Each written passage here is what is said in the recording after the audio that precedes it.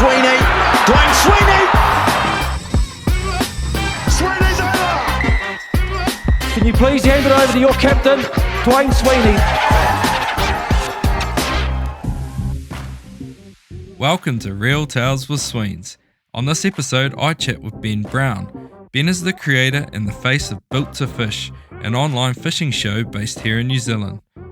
Previous to the show, Ben was a world-famous adventure kayaker and was New Zealand's first ever Red Bull athlete. We discuss some of Ben's amazing achievements, such as his footage being used in the first ever GoPro ad and how it aired during the Super Bowl halftime show, which at the time was the most viewed sporting event in history. He was also the youngest ever to kayak the Huka Falls at the age of 16. He shares how his passion for fishing and cinematography led to the birth of Built to Fish. Also, the perks of being a Red Bull and GoPro sponsored athlete, and he shares his tales of fishing some of the world's best marlin hotspots, the Great Barrier Reef, Kona, and the Wanganella Banks. Make sure you follow the journey on Instagram at Real Tales with Sweens, and also jump on the website realtaleswithsweens.com. I'll make sure I post all the show notes on both platforms. And lastly, I want to thank Ben for sharing his tale, and I hope you all enjoy this one as much as I did. Thanks for listening. Yeah, so I'm just sitting here with Ben Brown. So good to have you on, Ben. Ben's the face of Built to Fish TV, but prior to that, he was a professional kayaker. Yeah, I guess so. As much of a professional kayaker as you can be, I suppose, in a fringe sport. Yeah. Yeah, cool. All right, so I'll talk a little bit about how I know Ben. So I actually first heard about Ben Brown. A good sort of friend of my wife's, Sam Royal, had actually just been through Europe on a kayaking trip, and he stopped off back in Japan back in maybe 2012 when I was playing over there, and he was very much a fanboy of you. I don't know if you must have done something around that time, and he was talking about it, and then I found out that you were a local guy, and he asked if I sort of knew you and whatnot, but I probably obviously started following you on Instagram, I guess, around that time, and seeing some of the adventures that you'd done, and then now we share a pretty heavy passion for the game fishing, for marlin fishing. So that's how I sort of know you now. Classic. I don't know you knew Sam. Yeah. I don't think I'd ever heard that story. Nah. He's a legend. He's a good kayaker, man. Is he? Yeah. I've done. I did a bunch of missions with him through California and heaps in New Zealand. Oh yeah. Yeah. No, I still see quite a lot of him. Yeah. And I also understand you have a pretty heavy passion for rugby too. You enjoy watching it. Yeah, I do. I've my old man captained Auckland many moons ago. Oh shit! I didn't know that. Yeah. So got brought up around on the sideline of what was then Teachers Rugby Club in Auckland, which is now Teachers Eastern. So I guess that's where that kind of stemmed from. I was never any good at playing it, but definitely a big fan, big Waikato man, Chiefs man, All Blacks man, obviously. So yeah, pretty classic to have you in the fishing cave, mate, after watching you play footy for all those years. So yeah, cool. We'll definitely get into the fishing, and I just think it has some real good direct sort of crossovers and correlations to being an athlete, and we'll dive a little bit more into that. But I sort of wanted to start off the passion for kayaking. Like, where did that start? Oh man, depends how far back you want to go, really. But my old man worked in the hospital in Auckland, and we got brought up like in and around the ocean a lot. He had an H28 yacht, a little sort of 30-footer. We used to do a bunch of racing on and spent all our sort of holidays doing missions out to Kowau and up to the Bay of Islands and that. And then he got transferred to Hamilton, to the Waikato Hospital here, and I sort of was drawn to the river, I guess.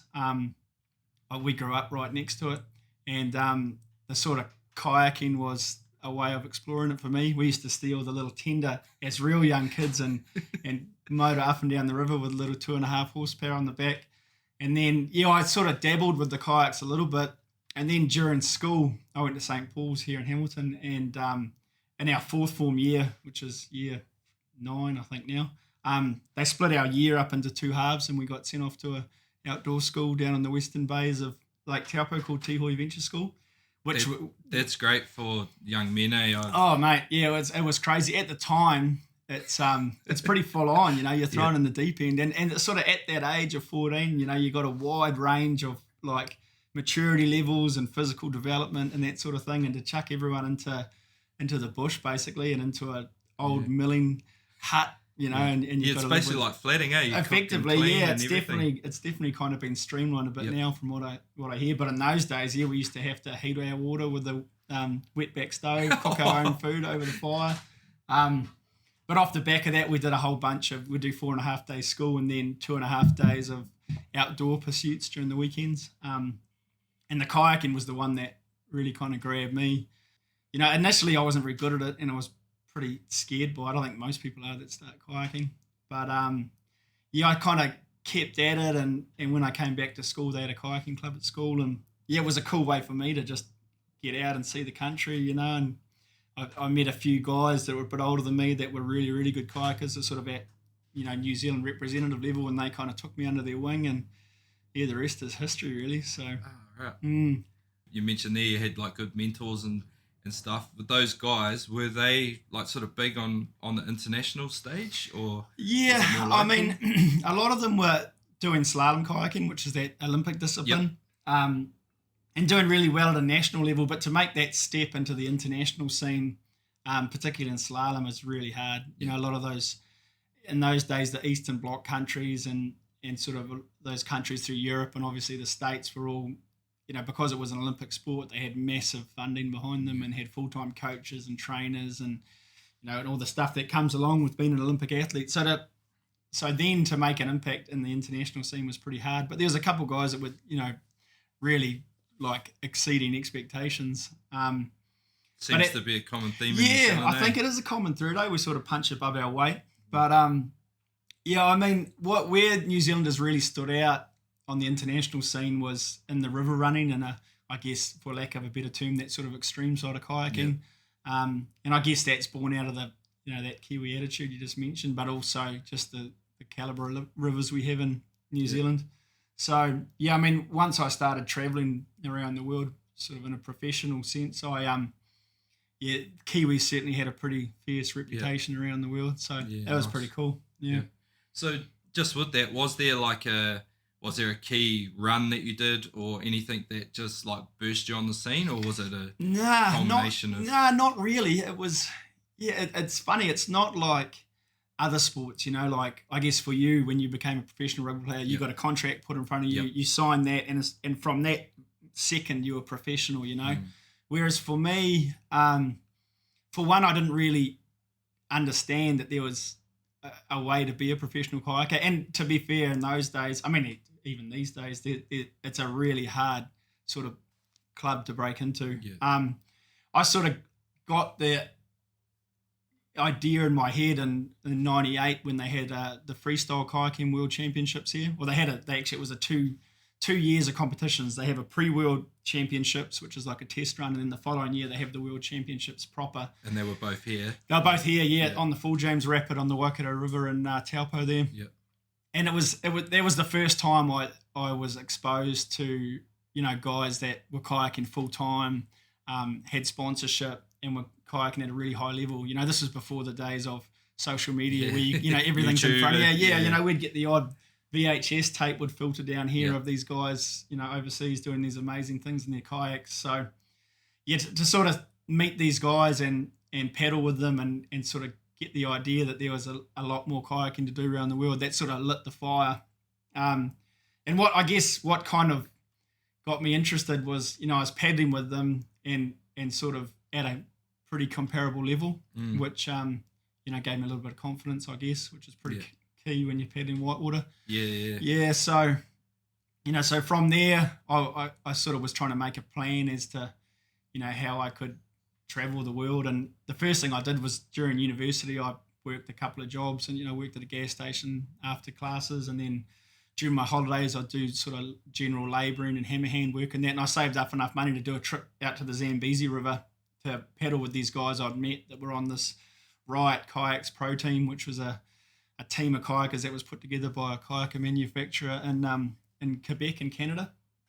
And I headed out there for a 6-month trip, started paddling with them and came home 5 months later and kind of it was sort of that was the start of it all really. Yeah. So Oh, nice. So with that, did you have to take your own kayak with you there, or that was the that's the one thing I don't miss at all from the kayaking days is traveling with the gear. Man, the amount of times I had to try and battle to check them on and argue with. I used to go to check-in at the start of a big trip with this knot in my stomach, worried about being able to get my kayak on the plane. Yeah. So actually, a couple of us that we used to travel with had a bit of a laugh when all the airlines after all this COVID stuff happened were asking for people's understanding, and we're in these tough times, we're all in it together, and we're like, we weren't all in it together when we're trying to check our kayaks. And anyway. So I did watch a video on YouTube. I remember watching it a long time ago, but I actually watched it again this morning while I was writing some notes down to chat about. And you kayak the Huka Falls, and there's a video that Red Bull done on you doing that. I've been to the, a lot of Kiwis probably have been to the Huka Falls and seen that raw power of that river.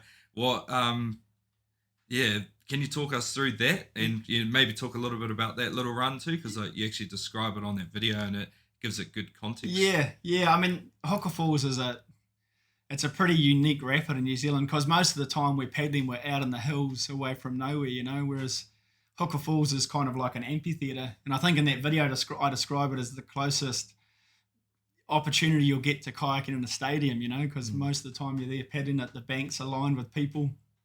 But it's an interesting one, because most Kiwis know the Huka Falls if not seen it for themselves. So it sort of gives them some context as to the sort of whitewater we're dealing with. But I mean, I paddled Huka for the first time. I would have been 16, I think. I was still at school, and at that time I was the youngest person to ever paddle it. And it's an interesting one because the level of the river varies so much because it's so close to those control gates coming out of Lake Taupo. So at those lower flows, it's actually pretty manageable. Okay. Yeah, it's like spectacular and committing because you drop into that gorge, and the only way out is over the waterfall. And there's still obviously like a pretty small margin for error, but I've certainly paddled a lot harder stuff. Yeah, I mean I've paddled it 12 times in a day.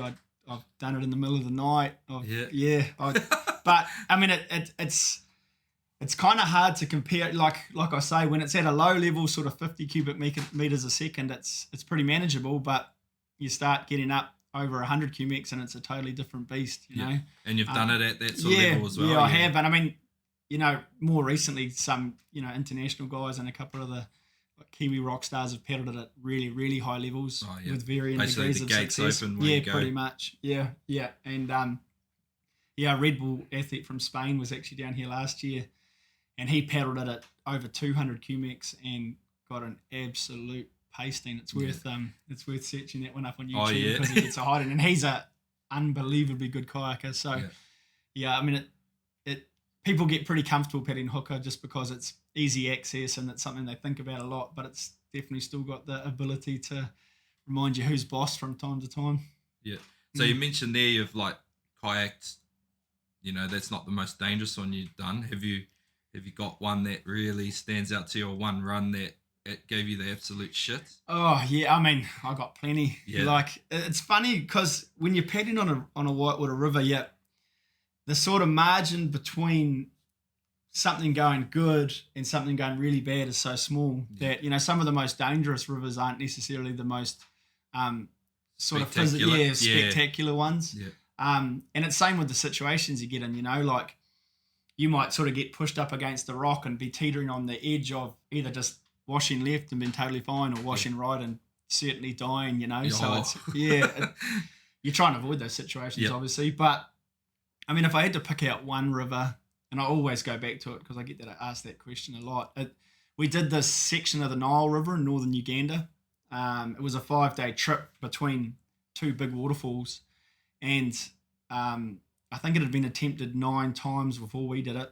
It was a 100-kilometre stretch. Took us 5 days, and only 2 successful descents had been made before us. The other guys had pulled out for various reasons. There'd been some rebel attacks and some injuries and that sort of thing. But in that stretch of river, there's big whitewater, but what makes it real exciting is that in that 100k stretch, they reckon there's about 55,000 hippos. It's the highest concentration of hippos in the world, and it's got the highest concentration of Nile crocodiles in the world.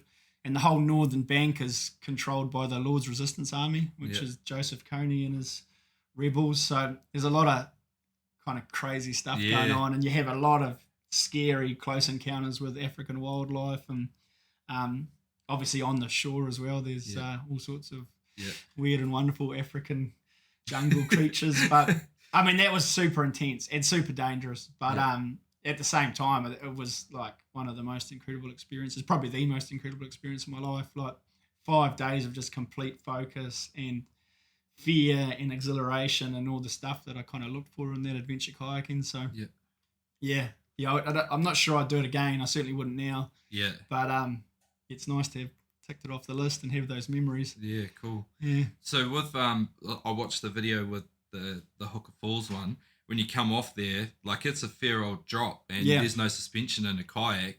How's that on the back? And it's terrible. Yeah, terrible. Yeah, and it haunts me to this day. Yeah. Huka Falls isn't so bad because it's so aerated at the bottom. There's all those bubbles, so it kind of. I mean, it still can hurt for sure, but my back is no good these days. Real bad. Yeah. I broke it in 2008 in northern Thailand. I was up doing some filming with Discovery Channel and went off this little shitty waterfall that had no water going over it and landed on some rocks at the bottom and broke 2 of my vertebrae and ended up in a northern Thailand hospital for a week. That would have been interesting. Yeah, it actually wasn't too bad. It wasn't too bad. But they wanted to do some spinal surgery on me up there, and there was no way I was letting that happen. Yeah. But I came home and rehabbed, and it was fine for years and years. But since I've kind of stopped, I think, too much sitting around, so I've sort of, the last couple of years I've been making a big focus on trying to keep that mobility and core strength because, sitting on the boat pounding away definitely kind of stirs it up as well. But that landed on your ass from high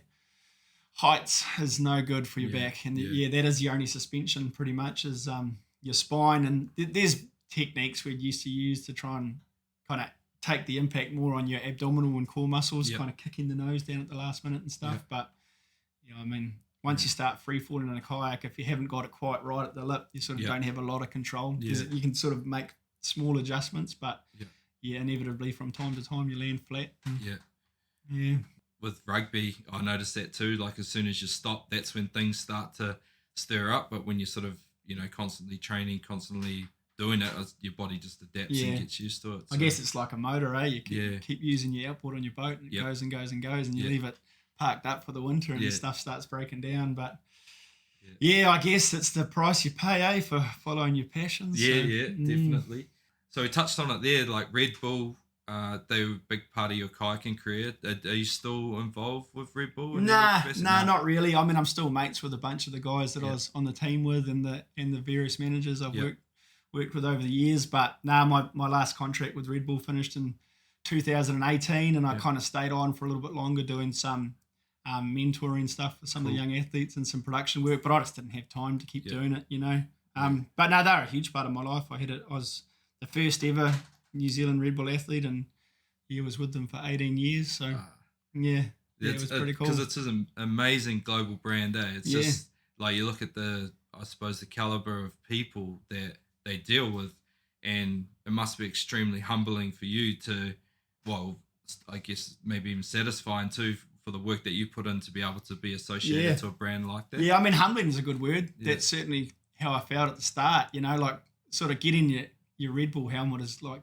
given the keys to the kingdom, all of a sudden that like you've got the support there to achieve anything that you want to put your mind to, But along with that comes a lot of responsibility and you may as well be putting a target on your back as well, because everybody wants that helmet. Spot you've got, And inevitably people compare themselves to you all the time. And I mean, there was better kayakers than me in the world. I'd be the first to admit that. But I guess right place, right time, like you say, hard work, and then sort of making the most of that opportunity that I got given, And that's where I started building my skill set of being able to take photos and film myself and edit and put productions together and stuff. So I could, it's all very well and good being really good at something, but if someone's going to pay you money to to be a sponsored athlete, to represent their brand, you have to be able to give them something back return. more than you've been given, you know.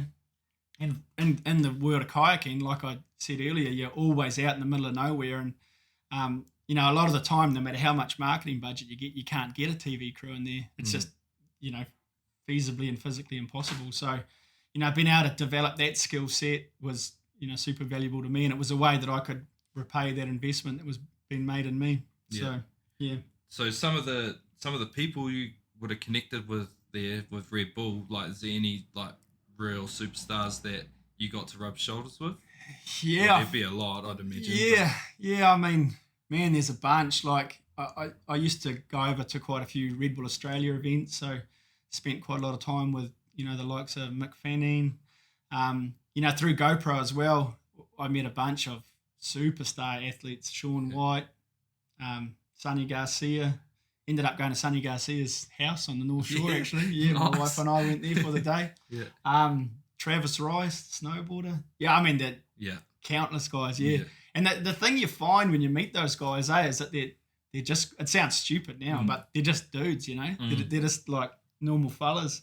And you hear all these stories about them and you see their incredible skills on the internet or whatever. And they're just like humble guys, every single one of them, you know, which was the cool thing. I can't think of anyone off the top of my head that I was like, man, that dude's a dick. You know, like they're all super cool. I guess that's, at the end of the day, anybody that follows their passion to that sort of level is, I guess, kind of cut from the same cloth to a certain extent, you know. So, it takes a certain quality of person, I think, to be able to achieve at the highest level. Like, you know, I'll put it in rugby terms. Like, you look at all the guys that succeed, like your Richard McCaws, Dan Carter's, guys that are, you know, like legends of the game. And you can go back through history. They're all, one thing you always hear is how much of a good bastard they are. Yeah. And it's, like you say, it's, you just tend to be cut from the same cloth if you fit into that category. Yeah, exactly.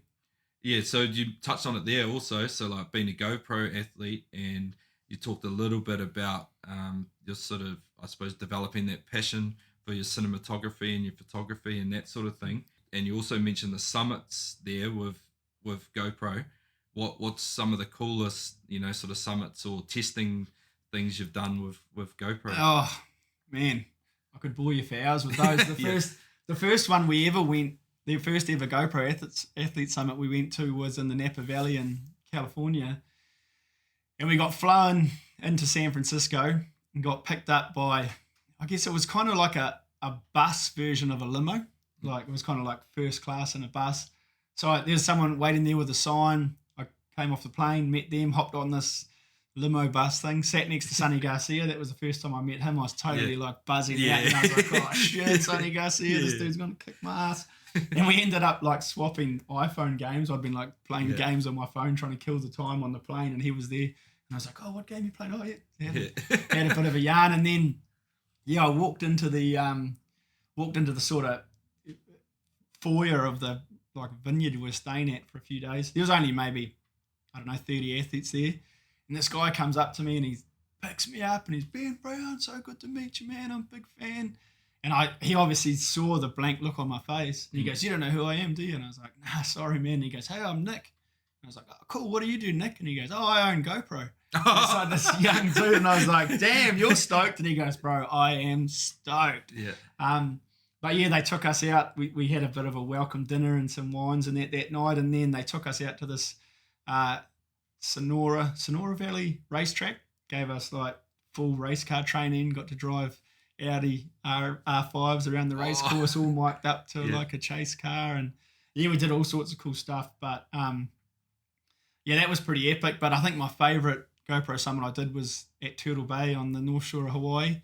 And we obviously did a bunch of stuff around the ocean, did some shark diving and, you know, surfing, but all the like North Shore heavies are all there. And yeah, I mean, there's a bunch of pro surfers and yeah, it was epic. And that was the cool, like I said, you know, that was the cool thing about it. You know, they're these guys that are properly famous athletes, you know, and that because of the way GoPro structured the summits, there was no sort of members of the public there. So, and there was no media or anything. They came in for like specific moments, but everyone could kind of just chill and be themselves. So it was nice to get that opportunity to hang out with like these like kind of my heroes, you know, Yeah, in yeah. like a cool personal environment. So yeah, I mean, epic times.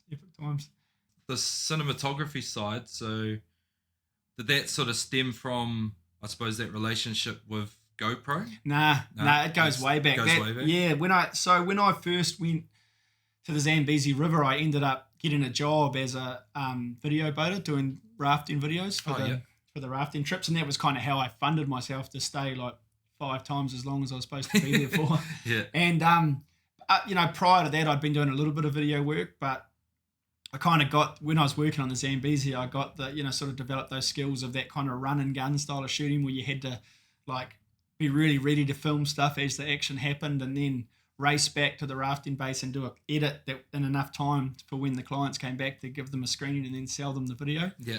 So it kind of developed off the back of that. And then once I got signed by Red Bull and started, you know, traveling the world and filming a bunch of stuff, I sort of expanded on those skills and the equipment got better. And then, the GoPros came along and it kind of revolutionized what we were doing, you know? Yeah. So you were already doing that. Oh, yeah, big time. Yeah. I mean, I used to paddle off waterfalls with a giant yellow plastic case on my helmet that I have to like brace it so my head didn't come off. And that was like our first attempt at, you know, GoPro style stuff. And then I actually got sent the first ever GoPro by Adventure magazine here in New Zealand. They were like, oh, we've got this new product. Do you want to give it a try?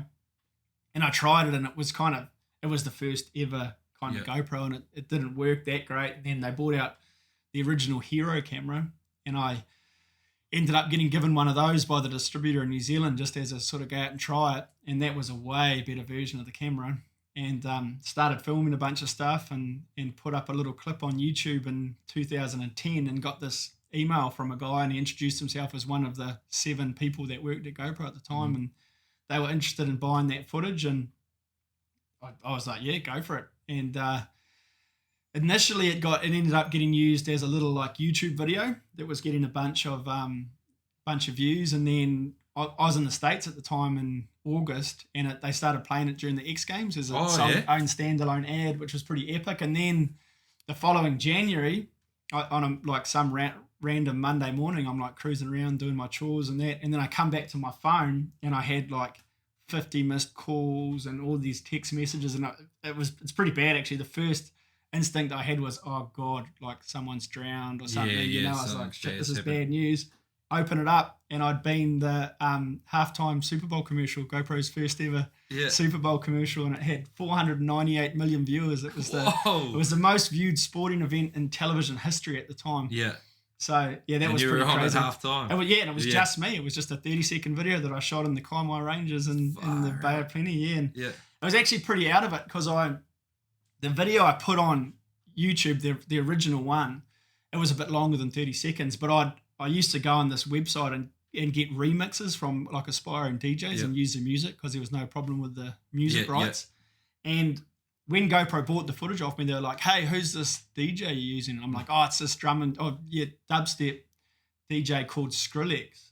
And they're like, oh, cool, we'll hit him up and see if we can buy some footage or whatever. Buy some music rights or whatever. And then they did. And then he ended up on the Super Bowl commercial. And then the next year he's getting like Grammys and stuff. And I mean, he was already on the rise. There's no way I'm going to take any credit for his successes, but it certainly wouldn't have hurt, you know? Yeah. So, man, I used to see that ad everywhere. You'd go into like Best Buy in the States and there'd be a wall of like, I don't know, 100 televisions all playing it. It was it was crazy. And that definitely gave me the kicker. And off the back of that, I got the GoPro sponsorship. And it's just, you know, I still use other cameras for like specific types of filming, but I mean the GoPros have really changed the way I film stuff, and especially when I'm filming myself or doing, you know, high action stuff where I haven't got time to light it or use audio equipment or whatever. The GoPros are still just total game changers. Yeah, they're phenomenal quality, for like how usable they are. Yeah, exactly. I mean, you hit it right there. How usable they are. You know, like I mean, your footage of you catching that marlin solo. You know, you're trying to drive a boat, angle a fish solo, and still film it all and get like epic high quality content. It's like, I mean, there's no other camera in the world you can do it with. Nah, definitely. So we'll jump across into the fishing side of it now. So Built to Fish, like how was that born? Like obviously it's we've spoken about it here in terms of your passions, like passion for the water, and no doubt we're going to talk a little bit more about your passion for fishing and your passion for the cinematography. Like, it just seems like it's a perfect fit for you. Exactly. And that's how it was born. You just Exactly. Yeah. I mean, fishing's always been a big part of my life. You know, like I mentioned earlier, I grew up on and around the ocean, and we used to, you know, from as long as I can remember, I was always fishing. And just sort of off the back of all the filming I was doing kayaking, I'd, you know, just for my own enjoyment, I'd take my cameras out fishing, and I started putting a few clips together, and it kind of, it got such a good response that I sort of thought, you know, maybe the kayaking stuff's not going to last forever, and maybe this is a good direction to go in and to try it a little bit.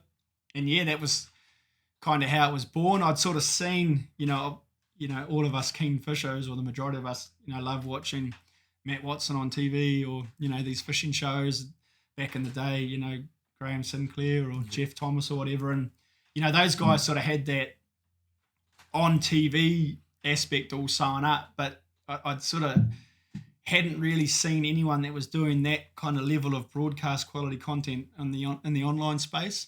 And that's sort of where I envisioned Built to Fish kind of filling the gap, you know, is getting into that. You know, these days everyone's watches everything online, you know, so, you know, I thought if I could produce content of a broadcast quality and then distribute it through the online space, that would sort of might be a nice little spot for me to fit into the mix. And it's been going good so far. So I mean, like you mentioned, like filming stuff is a big passion for me. So combining two of my passions is, you know, it's something that I really enjoy to do. It's not a chore for me to go out and film, you know, like a lot of the time I kind and of... it's never a chore to go fishing. Yeah, exactly. So I mean, some of the, you know, a lot of the time I'll be bummed out when I catch a fish and I'm not filming it, you know, like, because I want to get that footage. So it's a perfect mix, you know, and it was definitely a bit of a leap of faith. You know, it was untested, and that was the sort of, initially I got a little bit of pushback from people, you know, they're like, you've achieved this level of success in the kayaking space, but, you know, you can't expect to just step straight across and have that level of support in the fishing space. So I sort of had to earn my stripes again, you know. So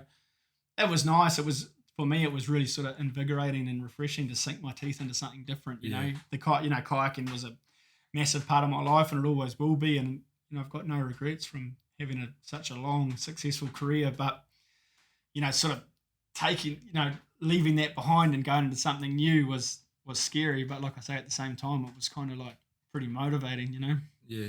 Well, I think that, for me, it comes across really well because you can see the passion of both sides. So the quality of the footage is amazing. And with that relationship you have with GoPro, and obviously you're a guru in terms of using those cameras and the footage and the time you put in, because I make, you know, my little edits on YouTube for my little videos, and I know the time that goes in to make something that's maybe 3 minutes long compared to, you know, putting a show together.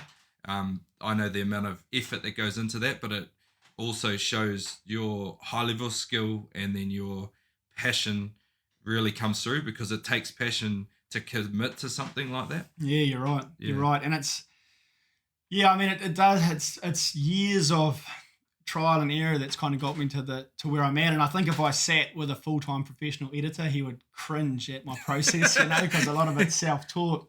But I mean, like you say, if you're really passionate about something, and you'll be prepared to put the time in, you know. And, you know, with creating these episodes that I'm doing, it, you know, sometimes I wish I was a little bit less of a perfectionist, you know, like the slightest little camera shake or a focus being wrong or a little bit of an audio glitch just does my head in, you know. But I was sitting watching, you know, Matt Watson's show on Sunday, and, you know, there was a couple of moments there that the focus came out or whatever, and it doesn't detract from the show at all, you know. So sometimes you just got to kind of take a little breath and let it go. But I mean, like I say, it's cool. It's cool. It's certainly, you know, it's a lot of hard work and a lot of late nights, and blood, sweat and tears goes into the edits. But, you know, it's kind of like, I don't know, I find something really satisfying about creating something from nothing, if you know what I mean. You know, you've got these cameras and there's nothing there, and then you go out and film the content, and then you drop it onto your hard drive, and then you mold it into your sort of expression or version of that adventure, you know. And I guess it's my art in a way. So it's something I get a real deep sense of satisfaction when I've finished an edit and I sit back and play it, and I'm like, man, We just like plucked that out of nothing, you know, like it's cool, man. I dig it. Yeah. Yeah, no, I think like as an athlete too, I know that feeling in terms of, and you would have had it with kayaking as well. You'd be, you know, that preparation's key. You're thinking about it. You go out there, you practice it, you train it, and then you build a product. So for me, my product at the end of the week is the game, Exactly. and everything that goes in during the week, and I go out and perform. And I perform well, then I'm like, yes, I nailed that. Yeah. And that's my product. I'm like, yes, I've done that really well. I've played well for my team. I've played well individually or whatever it may be. And it's all come from that time that goes into getting to that point. Yeah. And I think a lot of people probably they haven't been in those shoes, that haven't had the chance to experience that. Think, you know, just flick the TV on and that happens. Yeah. And same with the kayaking. Like someone will watch a video and go, oh shit, you just jump in a kayak and kayak off there. Like, he must be extremely talented just to be able to do that. But it's the years of preparation, reading the river, understanding the way water flows and power and all that sort of thing. Yeah. Yeah. And I think the other thing you learn, everything you're saying there is true, but I think the other thing you learn is that you can't get dismayed if everything doesn't always go to plan, you know, and that, I mean, inevitably it doesn't, but if you keep grinding, you'll get to what you're trying to achieve almost all the time. And that's, you know, that was with kayaking, that was like that for me. And, you know, with the built to fish stuff now, you know, we don't go out and catch fish every time. And when I first started putting sort of time constraints on myself and had deliverables that I had to give to these sponsors that were supporting me, I used to get super stressed when we'd be out and the day wasn't working out. Yeah. And now I'm just, it sucks, but at the same time, you're just like, oh, well, you can't expect it to work all the time, and we'll just keep grinding away at it, and we'll get to where we need to be, you know? So, you know, when you set yourself these big goals, it's important you don't kind of get overwhelmed by the process, you know, because it's kind of what makes them attainable. So I think people getting their heads around social media a bit too, because social media, like if you look at anybody's profile, it's pretty much a glimpse of all the best stuff that happens in their life. So you can easily click on and go, whoa, that's amazing. Like, that person's doing this, that. But I think people are also getting better at accepting their failures and being open to share them as well. So I think people get a better understanding in terms of like a show. It's like you don't need it doesn't need to be successful every time, but there's still learnings in that, and that vulnerability of showing that is quite a powerful thing. Yeah, you're right. I mean, I'm a huge fan of Meat Eater. You watch Meat Eater on Netflix? Yeah. And I had seen those guys create whole shows where they don't shoot an animal, you know, is like, I found that super inspiring. I've tried to kind of recreate that a little bit with fishing, but it's very hard to do that in that like nautical environment, because you haven't got the mountains and the stories and that sort of thing. You're on a little aluminium boat in the middle of the ocean, so you can't sort of visually back up your learnings and that. But you're absolutely right, you know, and like I think when social media first emerged, you know, people tended to, like you say, kind of show the best moments of their life, and in a lot of instances like false positives, you know, like I don't know if false positives is the right word, but you know, like make things look like they're way better than they really are, which, you know, that there's sort of, you're right, there's been a trend of people being more real now, and you know, talking about their vulnerabilities, and you know, not being afraid to like show that everyone's human. Everyone has them, you know, we're all on the same boat together, so it's like you're right. It's a weird landscape, that social media landscape, though, fraught with danger, but I mean, it's also, there's a lot of cool stuff out there as well, you know. Because it's quite funny that you know, the video I did with catching that marlin by myself, and everyone, you know, I've got mates that sort of, I suppose, don't know my fishing side and through rugby, etc., and they watch that and they think I'm like super successful, and I was like, oh, that was actually the 14th one I hooked by myself, and it finally, you know, sort of played out, and you've been out there on days when I've lost 4 in one day, man, you know, I've almost thought like I need to somehow get a whole bunch of footage of all those like mishaps to actually show it, but you know, a lot of the time it's not going to plan, so the footage isn't there either, because I've forgotten to do that, and the whole thing's just chaos. So. Totally. It's shit, that was a good day, man. I remember watching you tearing around with that fish on the back. The footage I want to see is that day you got the double on and you ended up with no line on one of your spools. Yeah, I've actually got that footage. Have somewhere. ya? Yeah. Oh, man. I might have to put that one. That was a hard case. Yeah. That was I think that might have been the first time I went out by myself off the west coast.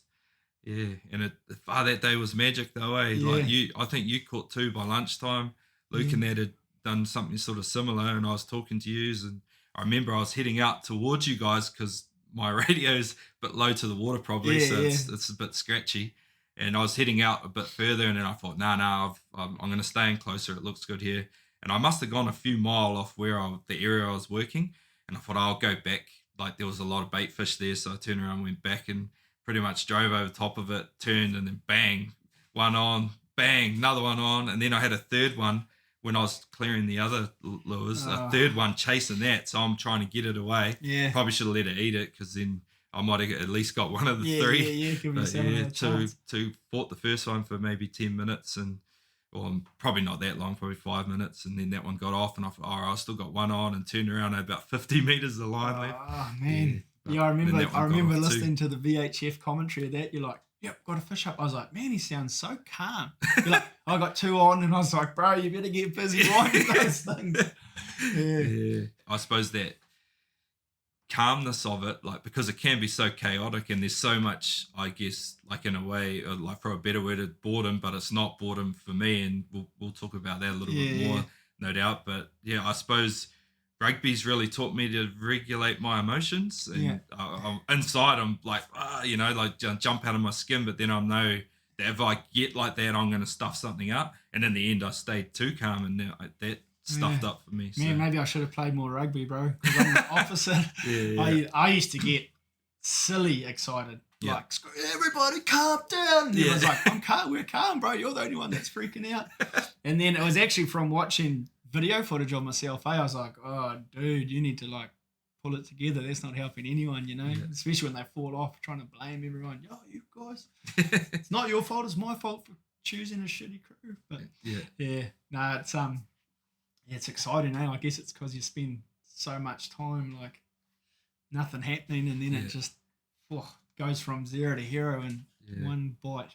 Yeah, well, I talked to Sam Kane about that on the episode I did with him, and he talked about the excitement of it, and when the fish was on, it was jumping, etc. And I asked him that question, like, do you think that excitement, or like that was more built up because you had to wait 10 hours of trolling around the ocean with nothing for that to happen? And he's like 100%, Yeah, so it definitely adds to it, the anticipation of it all. Like if you went out and banged 20 in a day all the time, it'd become like catching kawa. And, totally. You'd be searching for something else that was, I guess, more of a challenge. Yeah.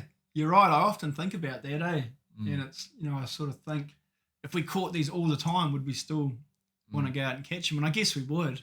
Yeah. But you'd still have to have experienced. I think if you'd experienced it being so hard, and then you would like go somewhere that's really, really good, you sort of it makes you appreciate it a bit more. But well, the Wanganella Banks is that, isn't it? And we'll get to that. Yeah. That's it for sure. But so while we're on the marlin fishing, like, where did the addiction for that come from? And I'll share a little bit, I suppose, on my addiction for it and passion, because it's like a drug, and it consumes you, and you could probably hear it in our voices when we were just talking about that a little bit there. But for me, like, I grew up holidaying in Whirianga, and I remember as kids we'd be down on the beach and used to be able to see the fishing club from the beach. It's sort of moved across the road now. It used to be on the wharf, and they would whenever a fish was caught or was coming in, the flags would go up. Yeah. And I remember we'd see it, and it'd be instant on our bikes. So we'd bike down there, what time's the fish coming in, and we'd watch these unicorns of the ocean, because we fished a lot growing up, but Dad wasn't a game fisherman. He's still not. He doesn't really have the patience for it. He loves catching snapper, and it's kind of got him onto kingfish now. So that's he's branching out a little bit. Yeah, baby steps. He's actually come a couple of times, but we haven't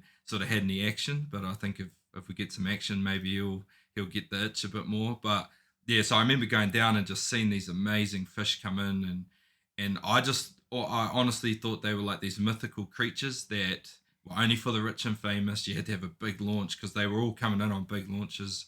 and I guess the development of the trailer boat and I suppose all the awesome brands we have here in New Zealand have made that more accessible. But yeah, and that was where the passion started for me. Was just seeing those and these these amazing creatures that were like myths, and the fact that I wanted to catch one day. So that was my driving force to get into it. But for you, do you have? I mean you've just about told exactly what I'd say as well. It wasn't for me. It wasn't as kids, my old man bought a place out in, or bought a section out on Aotea Harbour about, it'd be coming up 20 years ago probably, and built a place about 4 or 5 years after, and that's where I really sort of started fishing the West Coast a bunch. And I'd love the summer months because the kingfish would coming out there, and we'd get out kingy fishing and that, and occasionally you'd see a marlin at the hanging up in the weigh station, and like I remember seeing them at the Mercury Bay Game Fishing Club as kids and just been blown away by it, but never really thinking that there was an opportunity to kind of catch them ourselves, because like you say, they'd always be on the back of some big Riviera or something like that, So once I started to see them come in, very rarely into Kawhia, I was like, man, it's kind of blows me away. Those fish are out there, So when I got the Surtees at 6.1, the first Surtees we got, I didn't really have any game fishing gear. I had a couple of like old kind of 50 wides we use for like puka fishing and that, on the odd occasion we go puka fishing, and no riggers or anything. So I went and got 3 lures off the shelf at the local fishing store and dragged them off just off the rod tips. And I don't know, my first 15 minutes of trying out of my own trailer boat to hook a marlin, we hooked one straight away. And it was crazy, man. I had no harness or anything. I had a gimbal belt, but no like harness to strap into, and it's jumping next to the boat. And I say to my mates, "Let's get it away." So I like pushed the drag all the way up, and like I cringed thinking about it, and it fell off, and we were over the moon. I was like, "Oh, this is sick." Yeah. So then we like chuck the lures back out, go for another 10 minutes, and wham, another one, same thing. I'm like, I can't stop it. And after that, I was like, man, this might be something that I'm like, might want to do a bit more of, because it wasn't the first time I'd been game fishing. I'd done a bunch of game fishing with mates out of Whitianga, and up north as well, and on these big boats with all the gear, and never seen hide nor hair of a marlin. So I kind of was the same as you. I was like, man, these unicorns, like I haven't got the patience for it, And then to get that initial taste of it, and to figure out that it's like something we could do ourselves, man. Ever since that moment, I just it's like it's all I think about still. All winter I'll be thinking about how I can catch more marlin next summer. So well, it's it hard becomes like achievable way once you get that little taste. I know the same. For me, I thought they were mythical creatures, and I remember I did one day with a mate and his dad out of Waihi Beach there around Mere Island, and I kind of got a good understanding for sort of how they were doing it. They'd sort of learnt from somebody really good, who ended up being their brother, being my mate's brother-in-law, so he was stoked. Yeah. And he sort of picked his brain, and that they had a pretty good sort of idea, and I thought, oh, okay, this seems pretty simple, Yeah. And then I went out with him maybe 2 weeks later. He took a day off work because it was his birthday at the time. I was playing rugby in Japan, so I had my summers off, and we shot out and we caught one, and he caught it. He was on the rod, but I was just like straight away. I was like, yep, I know how to do. I had a concept of how to do it. Yeah, I'd seen it work, and I was like, yep, that's what I want to do. And it was just I ended up buying mini chiefy and put a whole lot of time into creating that boat to be able to do what I wanted it to do, and trial and error, and that's it. I mean, it took me a long time to catch my first one. It didn't. That's not true. Because I upgraded the 610 to a demo 7.3 that Surtees had made for some boat shows, so I got a really good price on that, and then I put some outriggers on that, got some lures, got the harness, got a harness and that, and was like, okay, we're on. So me and a mate of mine shot out 100-meter mark off Raglan first week of February, and we had so much action, dude. Like so many bites, I couldn't believe it. And we had guys were catching a lot of fish, but I mean, I can't recall having like a week like that, ever again, you know. Yeah. And we probably had, I don't know, 15 bites during the week, all like good ones that were like pulling line, and we were snapping lures off and doing all sorts of stuff. And on the third day, we were coming in, and I remember like, because we didn't have autopilot on the boat, so we'd have to have turns driving. Yeah. And I was kind of like, had a few beers and was like sitting, we're heading in, and I like saw something behind the lure, and I was like, whoa, what was that? And then I was like, oh, it's a marlin. And next bang, goes off, jumping around. And we get all set up, and I was winding this thing in low gear, nothing was happening, and he came up all tail wrapped, dead. Like, and we pulled that thing on and sat on it and just couldn't believe it for ages. Like just cheering, drinking beers, this is so good. And then, man, I trawled for, God, 3 or 4 seasons after that, still getting heaps of bites, seen marlin, but didn't catch another one. And then, it all got turned around when I met Bonds for the first time. And then, you know, like you say, having someone that has like dedicated their life to something, to like be generous enough to share their knowledge with you, man, it changed my life, you know. Yeah. And since then a few more have been sticking, So it's been good. Yeah, because I learnt from guy Sean Thompson, and he worked on a boat called the Aranui that fished the Three Kings, and they did a lot of. Oh, did you? Yeah. So they did a lot of switch baiting. Yeah. And so I sort of learnt from him, and he taught me how to live bait, and that was how I caught my first one. It was actually when I got mini chiefy, it was the third day I took it out. So I took it out first day with Sean, and he sort of showed me how he'd set the rods for me and set my lures, and told me how to do that part of it. Second day I went out with my youngest brother Hayden, and we had a fish come up, have a go at I was just running 3 lures, one in each rigger and one in like a shotgun sort of position, and had a swipe at that, and being amateur as just kept driving straight, didn't turn back around, and ended up like, I don't know, we went from the hook nearly halfway to the Aldi pins, just in a straight line. Oh man, that's how I used to fish too. Yeah, just, you know, no idea. And then I shot out, maybe might have been a week or so later, and went out off Bowen Town there at Waihi Beach, and there quite a few fish the Wonga Classic had been on. Yeah. Quite a few fish were sort of caught around the sort of 80 to 100 metres, and I went in there, and we actually had really big Skippy take the D-shackle, one of Bonds' lures, and screamed off, and we thought it was a marlin, you know, we're like, only marlin is going to eat the lure. We got all harnessed up fighting, and it was like, I must be swimming towards the boat, and we wound in this big Skippy. But I remember just like, I was shaking, like I was so nervous, and it was kind of good, because it actually gave me that, I suppose, a sort of taste, like a dummy taste. Yeah, and then we carried on, and we had another Skippy come in and take the heat, like, and then, but we kind of figured out that wasn't a marlin, and then we got that one in, and I thought, I might rig this up and see how we just live bait for a bit. I've heard it, you know, it's a pretty good way to catch them, and threw it over, and 2 minutes later we were on, and I actually thought it was a shark to start with, because it just like it was sort of going crazy, and I remember saying to my mate, like, I can see why these things get eaten, because I'd had a lot of kingfish fishing, you know, like live baiting, and it was just going nuts, and I was like, little did I know it had a marlin up its ass, I was like, shit, these things go hard. And then it sort of big thud and took off, and I was like, oh, mate. And he's like, oh, did you get a bite? And I was like, oh, I don't know, I think so. Sort of slowly pushed the drag up, and then a bit of weight come on. I was like, oh yeah, it's more weight than a Skippy, and it was just going out slow, and I was like, oh, it's just a shark, like. And I sort of wound tight. I was sort of standing in the back corner of the boat, and I sort of wound tight, and then it loaded right up. And then it was just slowly trickling out. I was like, oh yeah, bro, it's just a shark. And sort of leant back into it, a couple of winds, and then big bump on the rod tip, like 2 big head shakes, and then it just went slack. And I was like, yeah, shark, bit us off. And then I was sort of winding the line, and all of a sudden it took off on a bit of an angle. And I was like, oh, it's weird. And I was like, oh, fuck, it's coming up. And then this marlin jumped out, maybe 4 meters off the back of the transom, right out of the water. And they were like, whoa!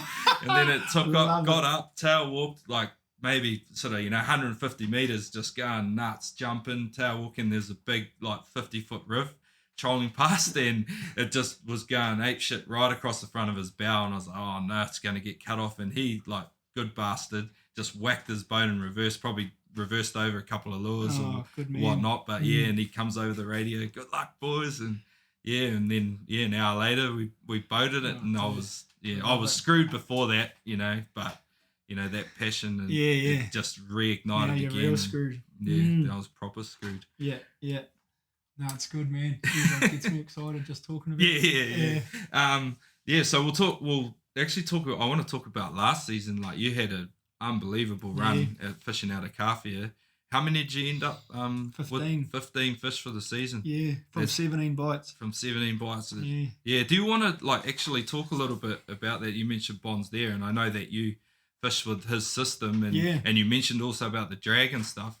Can you just explain that a little bit more? Yeah. Well, I mean, I'll go right back to where I met Bonds, and I was actually at the Tauranga boat show when they used to run that, and I was walking around just having a look by myself. I'd taken my missus over she was visiting some family, so I just went down for a bit of a look and to see the Surtees guys and have a yarn. And I was looking at some lures, and this fella comes up and he says, "Oh, you Ben Brown?" And I said, "Yeah." And he goes, "Oh, I follow you on Instagram, bro, like all your kayaking stuff." And I was like, "Oh, man, cool." And he goes, "Oh, I'm Bonds." And I was like, "Oh, I've got like one of your marlin lures." And he goes, "Oh, do you do a bit of marlin fishing?" And I said, "Yeah, I do a little bit." And he goes, "You catch many?" And I was like, "Nah, I get heaps of bites, but I've only caught one." And he's like, "I've got an idea for you." And he was just developing that light gauge system. Yep. And he talked me through it, using teasers and dredges and small hooks and smaller lures, and asked if I'd be interested in giving it a try. And I was like, "Man, I've got nothing to lose. Like, you know what you're talking about. I don't. I'm just having a hack." Because it's what I found was, no matter how hard I kind of tried to research how to catch marlin, there was a lot of information about guys catching them, in the States or in Hawaii or in catching big blue marlin. But for like trailer boat lure fishing for marlin in New Zealand, I couldn't find much information at all. So I was kind of making it up from what I could figure out from other types of fishing, Yeah, well, and we've got such a high density of striped marlin too in New Zealand, and they're completely different to the blues. Yeah, exactly. So I tried this, I went and watched Bonds do a talk, and then kind of got to know him a little bit, and he talked me through what to do.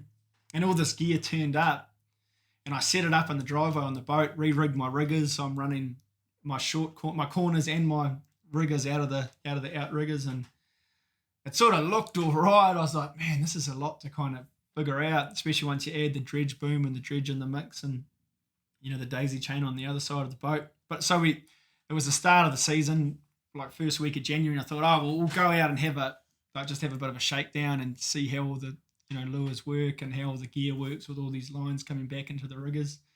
So we went out and we started trawling, and I set it all up, and it was running okay, but I was like, man, this is like too much, like it feels like I'm overcomplicating things. So we went for a drive out to the 124 by Raglan there, and whang, get whacked by this fish.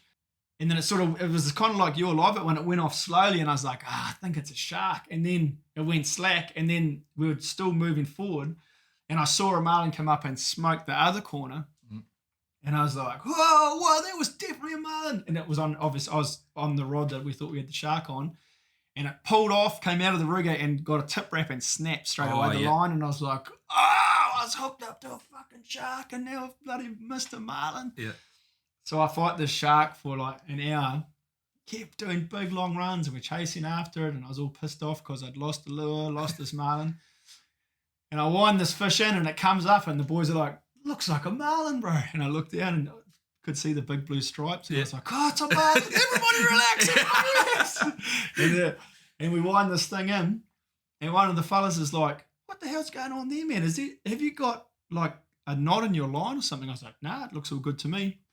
And as it came up to the surface next to the boat, it had 2 lures in its mouth. It was the same fish. Yeah. All 4 of the light gauge hooks pinned in it, and the line snapped, which is probably why it got the tip wrap, because it kind of went slack as it came in and bit. And I couldn't believe it. And that was on the 5th of January. It was the earliest marlin that had ever been caught for the Kawhia Club by like a month. And after that, I was like, we've cracked the code here. And I called up Bonds. I'm trying to get into service, and I was like, dude, we did it. We got a fish, And I kind of felt like it was the first. I'd only caught that one marlin beforehand, and I was like, this one was hooked in the mouth, So I was like, it sort of feels like we're actually not fluking it now, And we let it go, didn't tag it or anything, That was stupid, but it was a good fish too. And then that season we caught like 7 or 8. Lost a bunch. The hooks were still in development, so I hadn't figured out about drag control, so I broke a few hooks, and then sort of as the season's gone on and the more time, Bonds has become a great mate of mine now. I talk to him, every couple of days, and inevitably we go back to marlin fishing. And like I said earlier, he's just so generous with passing on that information and sort of, all the experiences he had, which has helped me a lot, and that with that light gauge fishing, that, it's a totally different kind of fishing, which is what I think people get themselves into trouble with. They used to catching fish on big hooks, and then they'll hook a marlin on a little hook and expect to be able to crank up the drag and wind it to the boat, and with the light gauge stuff, there's a lot more of using your boat to get to the fish and also using the drag to control the fight, which is something that's taken me a long time to get my head around. And I've sort of tended to go a little light on the drag, which you get the fish at the end of the day, but you have a lot of the time you have these long fights, and a lot of that's born out of the fact that I've been so scared about losing the fish. And, the more game fishing I've done and the more fish I've caught, I've sort of, obviously I never want to lose a fish, but I'm kind of like, Bonds always uses that phrase to fish without fear, which is, it's easy to say and hard to do, especially when you don't get a lot of shots. So, this year I was like really fishing without fear, and I sort of, where I really learnt those skills or put those skills into practice was at the Wanganella banks, which we'll talk about. But, when you get these fish that are down deep, digging in, you put a bit of hurt on them, and a lot of the time they'll pop up, and then if you back that drag off, they kind of find their comfortable place and sit up on the surface, which is, for me, it's been like a total game changer. Like that, the biggest takeaway for me from the light gauge is that drag control, So it's been a learning curve, but we've caught some fish. This year it couldn't have gone better, really, especially considering we only had like 2/3 of a season. So we didn't miss the best part of the East Coast, definitely. But, I mean, and probably the West Coast too. Probably was. It was sort of starting to happen and close, So, I mean, a lot of it's still luck. Like we had, I caught a couple of fish this year that weren't hooked, like not hooked at all. Just kind but that's where that drag control is so important. Exactly, and staying behind the fish. Like I'm super boat aggressive driving the boat stuff, now. And it's fun. It makes it real fun, and it makes a huge difference in not trying to pull the fish from where the hook is, rather than you use the drag of the line in the water and the drag of the lure behind the fish's head, and all that stuff to kind of slow the fish down and bring it up. So I mean, I'm still learning. I mean, of course, I'm still learning, but it's like we were saying earlier. I'm always thinking about how I can improve. What I did do this year was start running my my daisy chain teaser out of my rigger as well, which, man, I had a lot of fish popping up on that thing this year. Like I'd had a few in the past, once or twice in the past, but this year I had maybe half the fish we caught popped up behind the daisy chain. And because I was running it out of the rigger, I've got it on one of my diver electric reels, and I was pretty worried about it, like if a fish actually grabbed it. Oh, so sort of because I don't want to tear the whole side of my boat off. So I've got it on really light drag, So when you slam the electric reel on, a lot of the time the drag's so light that it won't pull it in. So you've got to kind of, and because of that, like I've seen fish come in and be like, righto, slam the electric reel on and doesn't move, and next thing, whoop, the old teaser gets pulled. But you get it out of their mouth and they'll still turn, and they don't get a prick in their mouth, and they'll turn and whack the lure. So we've had some real spectacular bites this year. I think my favourite one though from the whole year was Bonds was actually out there on his boat, and it was a good day. I think you might have even been out there. Oh, it might have even been the day you got your solo marlin. Yeah, and we trolled right till just about sunset. Well, it was sunset. Bonds was like, I'm heading in. I was like, cool, man, we're going to go a little bit longer. And it was a beautifully flat day, so I wasn't worried about the bar. Yeah, it was nice that day, And then I was like, okay, boys, everyone's caught one apart from us. We'll have to call it a day. And we cleared all the gear. Everyone's winding all the lures in. All good, sweet. Stop the boat, pull the dredge in. All right, we're out of here. And I start to drive. And I was like, look up, and I was like, there's still a lure out. So I stop, start winding the lure in, and I was winding it in, and it's like, whack. And I was like, what? Got a bite, and I look, and I mean, my swivel was about a foot from the side of the boat. So I give it a couple of jigs. This fish grabs it, zzz, runs and stops, and then I wind it in again. and he like comes in and grabs it again. So I pulled the line out and cast my 50 wide with my thumb on the spool and jigged it in a couple of times and whack. And that time one of the boys had jumped on the wheel. Yeah. And we caught this big marlin. It was crazy, dude. I mean, I'd experienced that stuff like on the Wanganellas, but yeah. All day hadn't seen a fish apart from the one jumping around behind your boat. Yeah. And I mean, it couldn't have been more last minute. Twice I've caught fish like that. Yeah. Right. It's amazing, like how often that you hear of that happening. Like end of the day, heading in last lure, and that's how the first fish we ever caught. When I went out with my mate, it was like that. We were heading into Mare Island to catch some koi's because we're going to go around the back. We sort of trolled around the front, and then we're going to go around the back to catch kingies. And he was clearing all the gear. He just told me just head on this line. I was driving, and then there's he's a lot of noise when you're winding in 80 wides and 50 wides and that. And I just remember thinking, I was like, fuck, he's winding that fast, because it was just humming. And I was just like, and I remember looking around at him, and he had the rod up in the rocket launcher, just in like a shotgun position. And he cleared all the gear, everything was in, and that one lever was left out. And this fish had grabbed it, and he looked at me, he's like, bro, we got a fish on. And I was like, oh, real? Turn around, this marlin just starts jumping, and it's just, I don't know whether winding all those lures in, he was there following, it was pissing him off, and he grabbed the last one that was left. You wonder if they're like, if you just got real lucky and you dropped one over top of it, or if they've been following you for a while or what. But my favourite last minute one, it wasn't at the end of the day, but it was at the end of our day's fishing, because we were doing the Kawhia one base, and we were going out really wide and fishing. And on the first day of the competition, our mutual friends, the boys on Albatross, got 3 fish on the first day of the one base, which was unheard of out there. Yeah. And we got 2. Yeah. And so it was the next day it was pretty rough, and we went back to the same spot, and it was becoming a bit of a friendly banter that we have, you know, who's going to get the one? And stop fishing was 4 o'clock, I think. So we were so wide that it was like, oh, well, we'll pull gear in at 2 and start steaming in. Yeah. And I was side by side with Albatross, and they were going a bit faster than me, and they pulled right in front of me and then started packing up their gear. When I say right in front of me, probably 500 metres away. Yeah. And they started packing up their gear, and we were catching up to them. And then they took off, and Luke calls me up and he says, you guys coming or what? And I was like, yeah, we're just clearing the gear now. And same thing, cleared all the gear, pulled the dredge in, everything was in, and I was winding in the last lure slowly, and I had the most epic bite about a metre behind my outboard. Yeah. And all the gear was in, so it was just like turned, chased it straight away, didn't get more than about 10 metres from it, caught it in about 15 minutes. Yeah. Put it in the boot, 127 kilos, and Luke calls me up and he's like, what's taking you guys so long? I was like, oh, we just put one in the boot. And they're like, ha, whatever, bro, whatever. That was only 10 minutes ago we saw you. Yeah.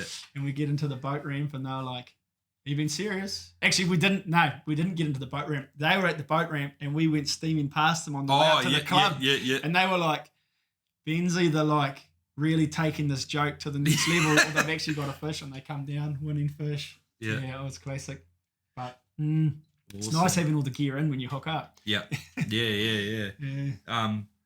You touched on like the drag control there, and I think it's like important to sort of mention. I think like any form of marlin fishing, that drag pressure is so important. Like, because I do a lot of live baiting, and big, strong, like super strong circle hooks and light gauges, light hooks, but I even use drag control a lot with that. Like, because when a marlin goes, I don't care what reel you got, you ain't going to stop it. You're not going to stop it. So there's no point. Yeah. And the more pressure you put on them, the angrier they get. Yeah. So, I've seen guys, snap 300-pound leaders from just way too much drag pressure. Totally. Yeah, especially when you've got a lot of line out and things like that. Yeah. And it's just learning to control that.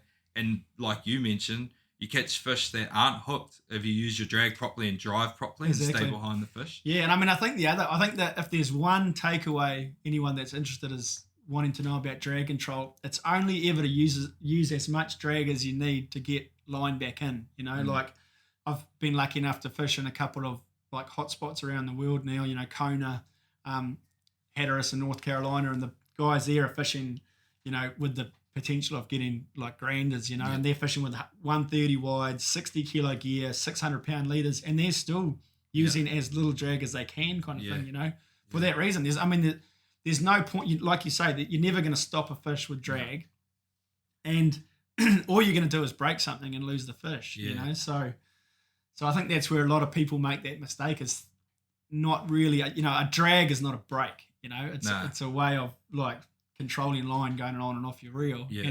And yeah, I'd say if there's one takeaway, it's only ever using as much drag as you need to get line back in the reel. And if it might be 1 kilo of drag, like just enough that all you're doing is retrieving line. It's just about slack. And to me, that's a dream scenario when that's happening, because you're never going to break anything. Nah. And then, when they do dig deep and they're getting down and dirty, like not being afraid to actually crank it up to strike or even up to sunset to change its mind. But then as soon as it starts moving, back in that drag up again. Yeah.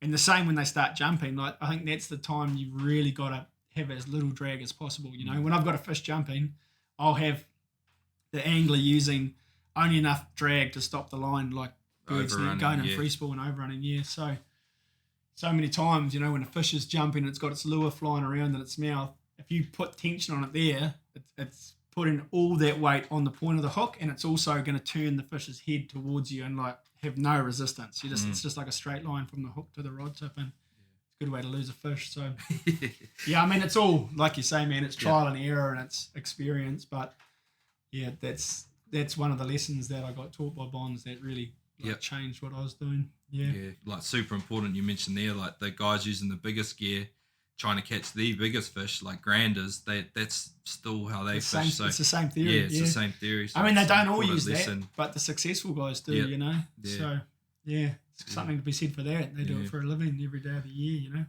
With marlin fishing, what I've sort of found my passion and why I love it so much is, or another part of why I love it so much is that for me it's really similar to rugby in terms of like that, or sport, or it is a sport, but in terms of that preparation to go out there to deliver a product, for a better word, what we talked about at the start, the product being the fish. Do you find that as well? Like that preparation is huge? It's massive. Yeah. It's massive. And I do a hell of a lot more preparation for marlin fishing than I ever did for professional kayaking, Yeah. It was different though because I was kayaking so much. I guess everything was preparation for the next thing, Yep. Like, we didn't train like you guys would have trained, like when I got injured, I'd do some training, but otherwise my training was kayaking all the time, because we'd do it every day, But with the marlin fishing, I'm pedantic about checking my hooks, checking my leaders, checking all my doubles, and I think that's one of the big changes I made this year is that with my light gauge hooks, I check their tips at the end of every day, and if there was any doubt in my mind for it not being tacky enough when I put my thumb on the end of it, I just change them out. Yep. And my wall out the beach is covered in all the like rigs I've cut off and just hung on this beam, and it's a lot of money invested, but at the same time, think about how much money you're spending out trying to catch these fish, and for a $5 hook you might miss one, so exactly. I check and recheck, and it does it's same with the rollers on the rods. If you're using rods with rollers, that's another thing I did a lot of this year, and it's a shit job pulling them apart and greasing them, but it might be the difference, and that's to me, if you're out there trying to do something, you may as well do it, give properly. Yourself the best chance. And it does my head in when I jump on guys' boats and they got blunt hooks and rust up leaders and stuff, seized rollers in their rods. I'm like, geez, boys. Guys still say to me, they'll be like, how often do you change your line? And I'll say, I'll check it every week I've been fishing, and if I've caught a fish, I'll check it after catching a fish, and I'll definitely change my top shot every season. Yeah. And guys will be like, nah, you don't need to do that. I'm like, okay, it's up to you, man. Yeah, don't worry if you don't catch them. But yeah. then sure enough, oh, bro, I should have listened to you. I broke my line. It's like, oh, you'll learn. Yeah, because that that success from the preparation, and I think a lot of professional athletes, like you mentioned there about being pedantic, like that's in terms of you cut from the same cloth as well. Like I think you'd struggle to find like a professional athlete in any sport, or even a successful person in life and business. They will have a part of that in them. They'll be real pedantic with something, and it might be something small, but it might be everything. Where I'm quite OCD with a lot of stuff. Yeah. It's funny you say that, because the guys that I used to kayak with, particularly the guys that achieved a real high level of achievement in the sport, they've gone on to like find other passions in their life, and they're the same as me. They like, if they decide they want to do something, they want to be as good as they can. Yeah. You know, they get like consumed by it. You know, Yeah. they'll watch YouTube videos and read magazines and study their craft and try and be like achieve that same level of success in whatever it is they're putting their mind to it. I mean, a mate of mine, he's always been a keen hunter, but more recently once he stopped kayaking, like hunting's his thing now. And man, that dude is just over the top with preparation for hunting. You know, Yeah. like he's out there practicing his roaring. He's like sends me photos of him out on his farm with all his camo gear on, practicing stalking, and it's classic. But it's what you say, you know, like it's that kind of drive and motivation to like try and like do whatever it is you're doing the best that you possibly can. I think that's one of the characteristics that professional sports people have, and you know, like you say, anyone that's been successful have. So Yeah, and having that true passion for it, it's easier to commit. It like makes that, it easy, isn't it? exactly, man. And that's the thing. Like it's not. I mean, I don't like rigging lures. It's not like. I don't mind it, but it's not. Does. Yeah, but it's not like yeah. I don't. But what I'm happy to do it because I know I know the difference it can make. Yeah, and it's the same with all that stuff. I mean, not many dudes like going for massive long runs to get fit for a footy match, you know. But you know that you put in that hard work and that preparation, you'll get the like results at the other end, you know. Yeah. My wife does her head in when I sit at the table or the bench and just rig lures for hours and hours and hours. And it was funny because we had a conversation. We've had many conversations about how much fishing I do, but she sort of spoke about it, and I was like, I want to keep a tally of like how many days I actually do over the year. And I was like, it's not actually that many days, and it might have been that season I did 22 days or something. And I was like, it's only 22 days out of like 365. And she was like, yeah, but every other day you're talking about it, you're rigging lures, you're searching where to go, calling people up, talking. Yeah, I know. Yeah, just because like, that was like, you. that's the same thing. I did 21 days this year, you know. Yeah. And I was the same. I didn't do that many days. I only did 21. But when you think about it, that's 3 weeks constantly of fishing. So it doesn't sound like that many, but it's quite a bit. Yeah. Just like sitting looking backwards. But I do more. I was planning on doing a lot more. Yeah. Same. Yeah. We'll stay on the fishing, and I want to talk about Kona. Like, so you had the opportunity to go over to Kona and you filmed the episode there. Yeah. So that was awesome. So that was with Bonds last year. And he had always told me about Kona, you know, Kona's in Hawaii for the people that don't know. Yeah. So I mean, a little background on Kona. Kona's kind of the birthplace of lure fishing for marlin. Up until like the 1960s, the sort of universal method of catching marlin or blue marlin or any sort of billfish was live baiting. And then they sort of, some guys in Hawaii and more particularly Kona started experimenting with like homemade skirted lures, and had a lot of success, and it's sort of become like the epicenter of marlin fishing or lure fishing for marlin, I guess. So I got the opportunity last year to go over and spend a week on the high flyer with Simon Brown, who's a Kiwi man, legend of a dude. And I saw what all the fuss was about, It's crazy. Like, you know, the Kona it's on the big island of Hawaii, and it's got a huge volcano in the middle of it, and it's slap bang in the middle of the trade winds. But the way the volcano sits, it like creates this massive, big sheltered area from all the winds. So every day is flat, glassy, calm. And if you take the top of that volcano to where it hits the sea floor, it's bigger than Mount Everest, you know. So it's like you've got this deep oceanic water pushing right up against the shore where all the food is, all sheltered for a huge area, and it's full of blue marlin. It's epic. So it's warm every day, flat, calm. And, you know, we were putting the lures in, it wouldn't have been a mile from the harbour entrance. Wow. And, we caught 10 fish in 7 days.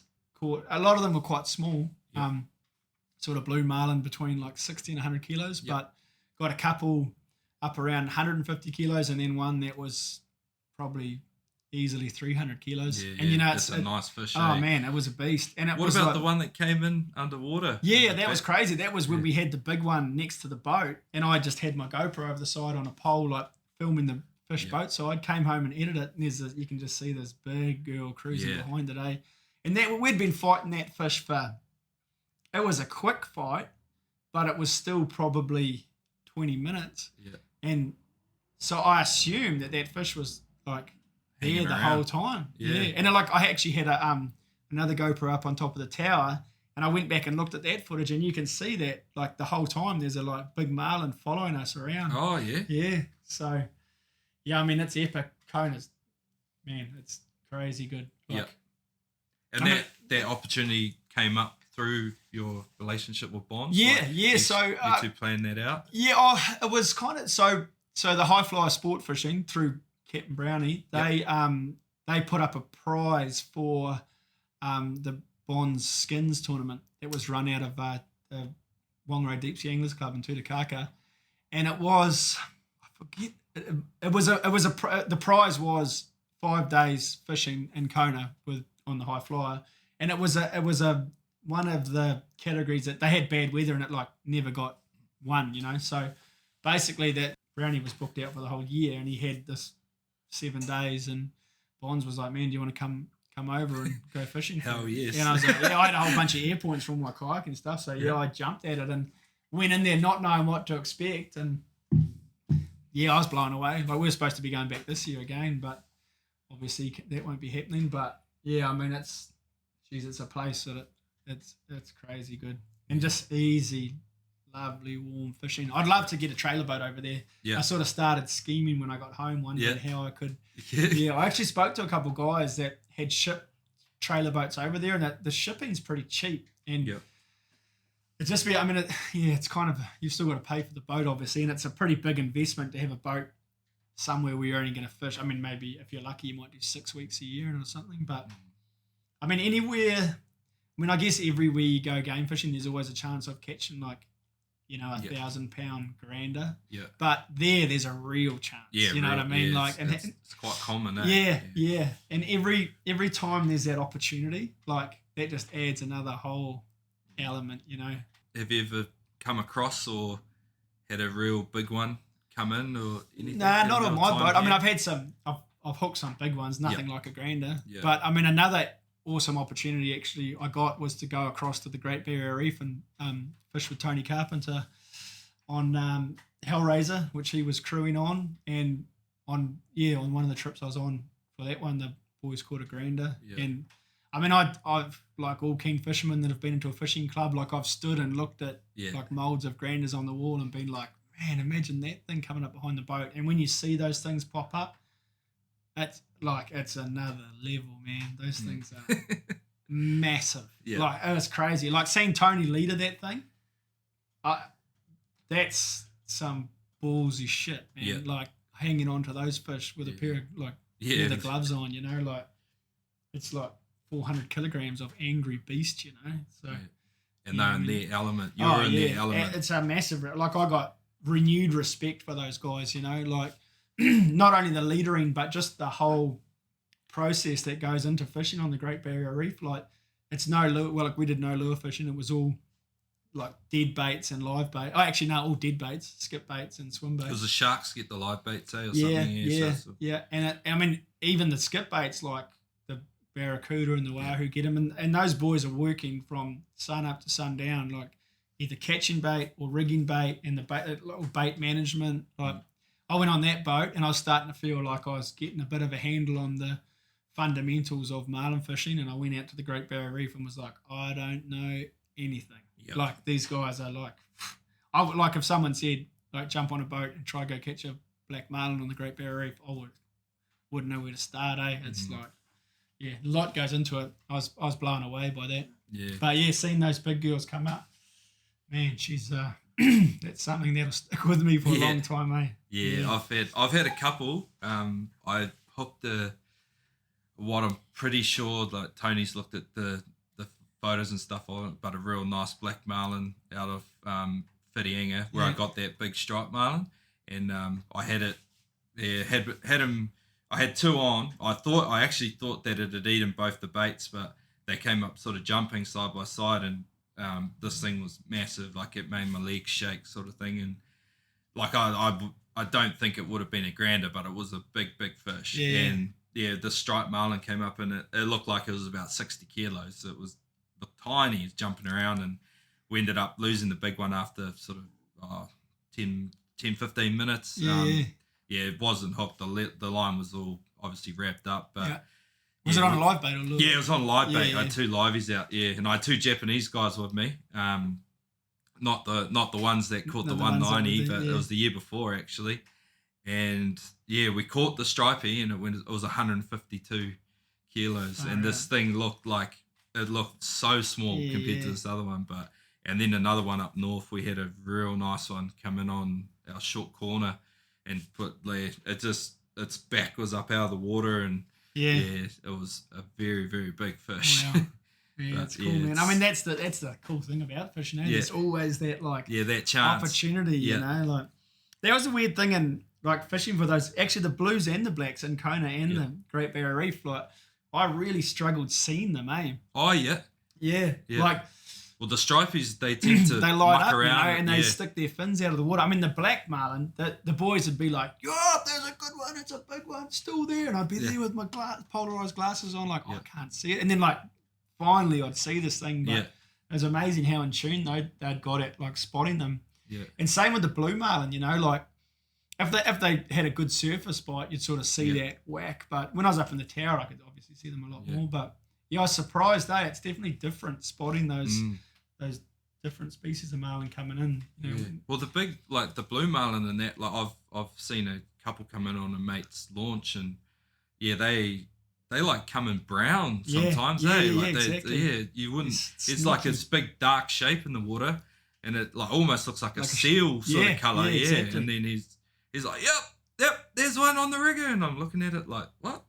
That's not a marlin. Yeah. And then it sticks its nose out of the water. Oh, yeah, it is. Yeah, it is. I know. Like some of those blue marlin bites, I filmed a couple, and they were like, like the lure's there, and then it just disappears, you know. It's not like that crash bite. It was just like they're sneaky buggers that, you know, the ones we were getting. Yeah. And there'd be a hole there, and they off the line and go. And it's cool. That's what makes it exciting to me, man, is that, like, it's always different, you know, and every time you're out there, like, you see some other cool thing or, you know, and there's always that chance that my Julie's going to jump on. Yeah. Cool. So, talk about our Wanganella Banks now. Where is it to start with? It is about 300 nautical miles northwest of New Zealand, northwest, I suppose. And it's a sort of a sea mount, I guess, for lack of a better term. It's a big area. It's a raised sea mount, I guess. Yeah. That is, the home to the most epic striped marlin fishing I've ever experienced. I've been up there 3 times. Been lucky enough to jump on a mate's boat and head up there. And in those 3 trips, we have caught almost, I think, 250 on the spot stripies. Yeah. In 12 days of fishing. 12 days. Far out. Yeah, it's crazy, man. And it's interesting, you know, because I've made a couple of episodes from up there, and I mean the footage I've got is like, I'm super stoked with it. It's like incredible stuff. Bike cams and drone footage of them on meatballs, and I've jumped in and swum with the meatballs and got all this epic footage. And people always say, man, I want to go there. And it's a pretty cool place to have been. But what's hard to show in a 23-minute episode is like how far away it is and what a mission it is to get there, and the weather that you have to go through, you know. Like the worst weather I haven't been able to film because I haven't been able to like stand up, you know. Yeah.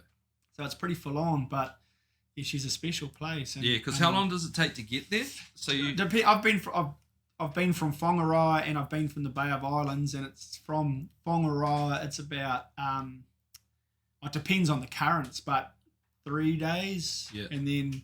And then from so you got 6 days of travel. Yeah. Sort of 2.5 to 3 days, and you're traveling the whole time. Yeah. And then it's sort of 8 hours longer from the Bay of Islands. Yeah. But man, the fishing's crazy. Yeah. And it's like, it's funny, you know, guys. I've had guys tell me as well, guys that haven't been there, that are like, oh yeah, I don't want to go there. Like, it'll kind of spoil fishing for me, or you know, you get sick of it. And I was like, it doesn't. For one, it's like a boot camp for marlin fishing. You know, you like put all, you know, you can, because you truly can fish without fear there. Because if you lose your fish, you'll just catch the next one. So that was a great place to learn about drag control. But yeah, I always sort of use the like example of, you know, if someone's like a real passionate surfer and they go and surf like Perfect Pipeline or Perfect Cloud Break, they're not going to then come Stop. back here and be like, I've been to the best spot in the world and now I'm going to quit fishing because I'll quit surfing because it sucks here.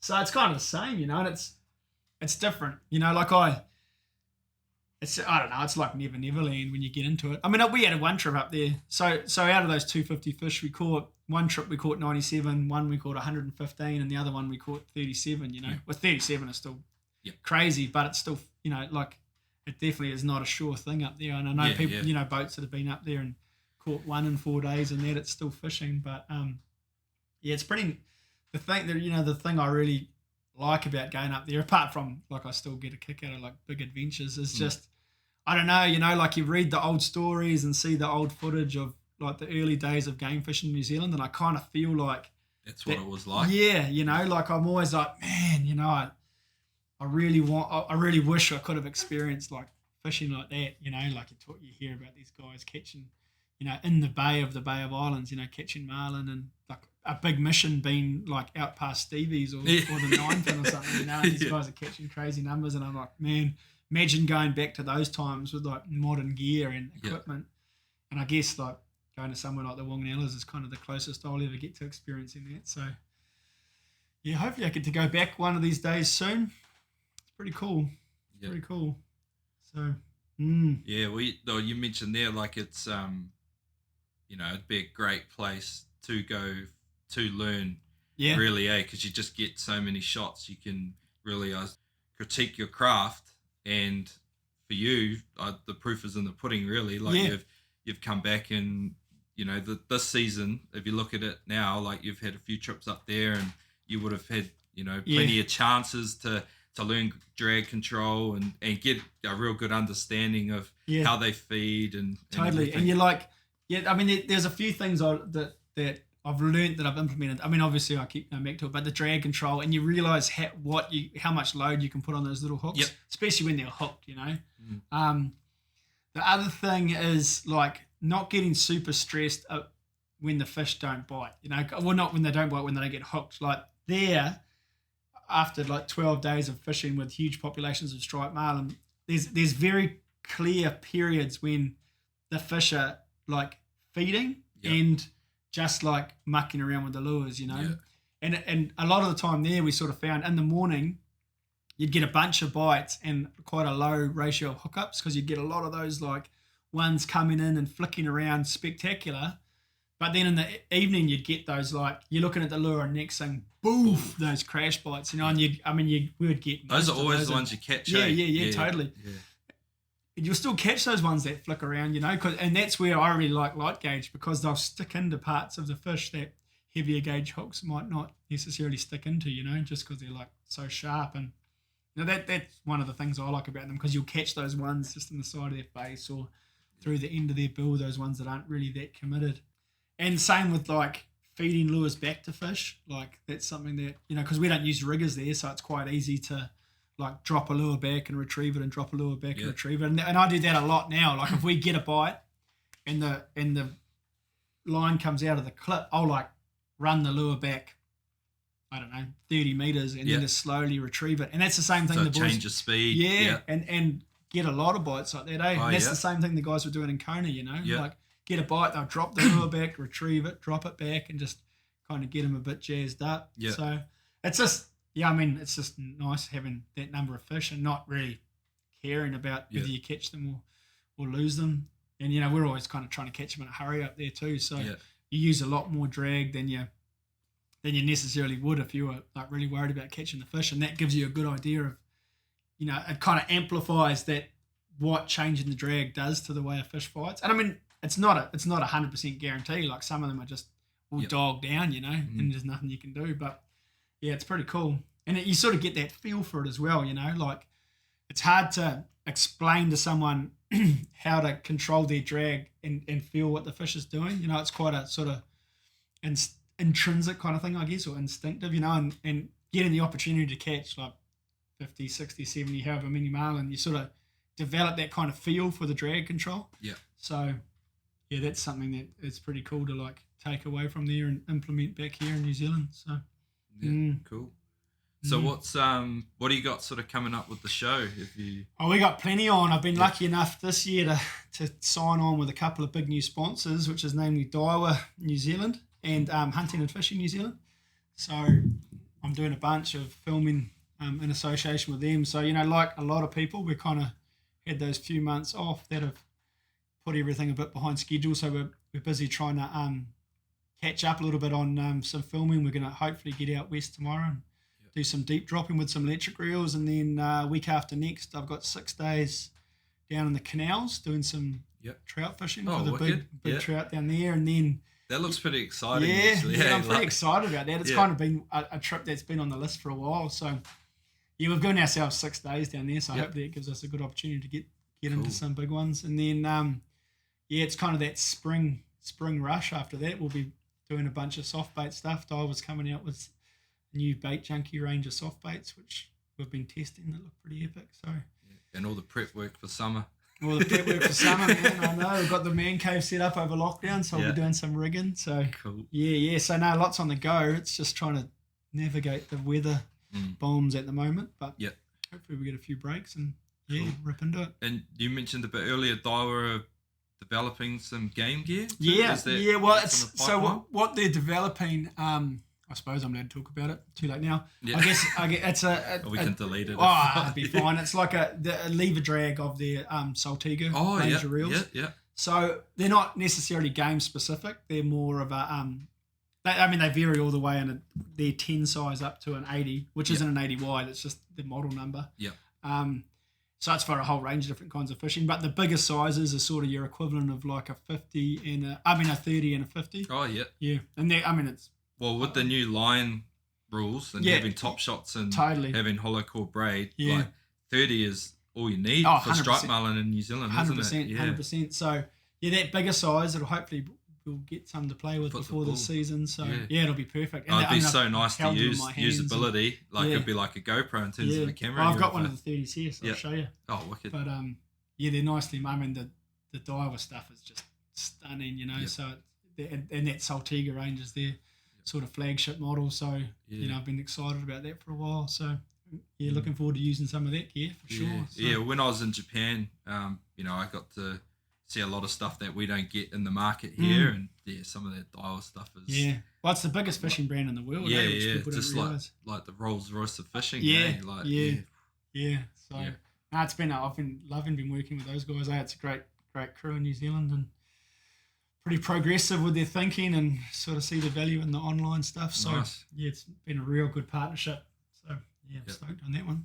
Cool. So mate, good times coming up. Anything else you want to leave? If anyone wants to check out any of the Built to Fish stuff, we're easy to find if you search Built to Fish TV on Facebook and just at Built to Fish on YouTube and Instagram. You'll see some of the action. So try to keep you entertained. I'll make sure that I put it all in the show notes as well. So I'll have all the link. I'll link through to your Facebook page, to your Instagram and YouTube channel, and definitely get on the YouTube channel. I spent hours on there watching that footage. I really enjoy it. So, and I'm sure everyone listening will get a good understanding now that we've sort of spoken about it. You can maybe put some of the stories into pictures. And you'll get a good handle on some of the topics we spoke about, and you'll get to see the Wanganella Banks and Kona in action. Exactly. It's all there. So rip in. Cool. All right, thanks very much for your time, Ben. No worries, mate. Thanks for having me.